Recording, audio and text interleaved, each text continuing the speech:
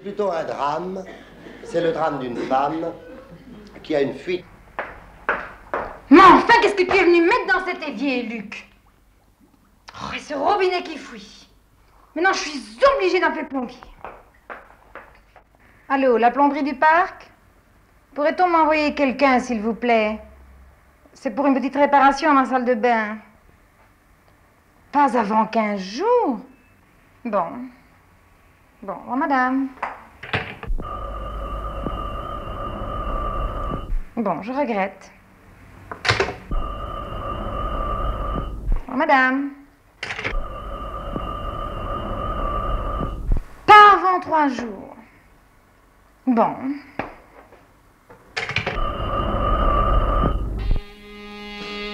Toutes les maîtresses de maison se reconnaissent un jour ou l'autre dans cette course au trésor d'un nouveau genre qui nous fait rire avec Fernand Reynaud. Enfin, pourtant des plombiers, l'Institut national de la statistique en recense 15 000, 8 000 ouvriers et 5 000 patrons indépendants. Alors, où sont-ils?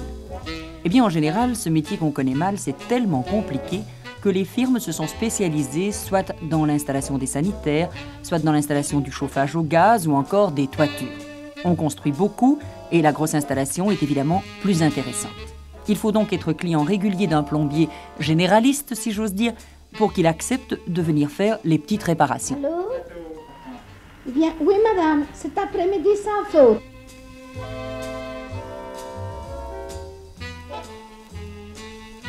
Les chiffres sont tout à fait contradictoires. Combien y a-t-il d'artisans travaillant seuls? 70% dit le recensement, 30% dit la fédération. Nous en avons finalement trouvé un. Je Louis, 62 ans. Et il y a longtemps que vous faites de la plomberie? Oh, il y a 30 ans. J'ai appris le métier quand j'étais jeune et j'ai été à l'Université du travail de Charleroi. Moi, par exemple, n'est-ce pas, eh bien, je faisais les 3 métiers, n'est-ce pas, le plombier, le gazier et le zingueur. Mais maintenant, je ne fais plus que le gazier et le plombier. Je travaille seul, mais seulement j'ai déjà eu des ouvriers, mais comme ça complique trop la vie, n'est-ce pas, eh bien, je travaille tout seul. J'ai beaucoup plus de bénéfices comme ça et beaucoup moins de tracas. Le plombier qualifié, est-ce qu'il accepte encore en général d'aller faire les réparations dont on a besoin dans un ménage? Non, parce que, n'est-ce pas, ça ne rapporte rien. Par exemple, pour aller placer un cuir, ça dépend le temps que ça dure, n'est-ce pas? Ça peut durer une demi-heure, 1 heure, peut-être 2 heures. Et alors le client ne comprend pas que ça finit par coûter 200 francs pour changer le cuir de ça. Mettre un cuir.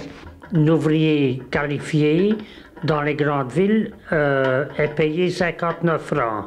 Pour le client, nous sommes obligés, d'après le barème de facturation, d'inscrire 125 francs de l'heure.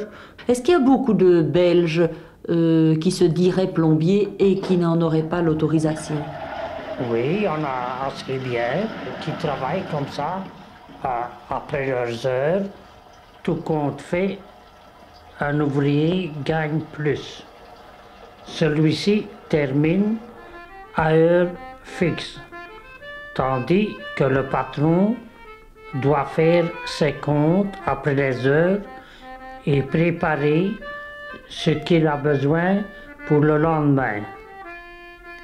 Évidemment, comme on a repéré 3000 réparateurs frauduleux sans registre de commerce d'une part, et que d'autre part, par le calcul des charges sociales et des assurances, le prix d'une heure d'ouvrier doit être doublé sur la facture du client pour laisser finalement 1 franc tout juste de bénéfice au patron, le métier est en pleine reconversion. Dans les grandes villes européennes apparaissent des techniciens dépannage qui comptent leurs heures au compteur, comme des taxis, et se déplacent par voiture radio.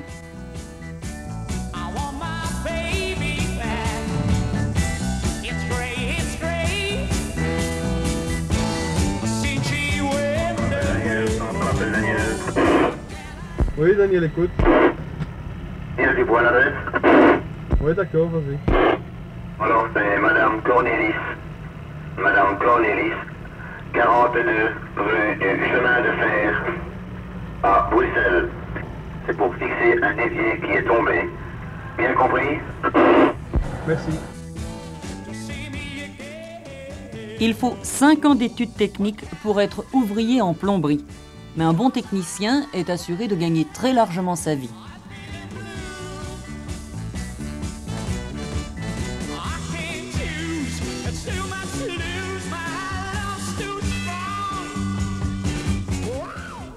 La plomberie? Ah non, monsieur Fernand Reynaud, ne riez pas. C'est un vieux métier, un très vieux métier, qui est un métier d'avenir.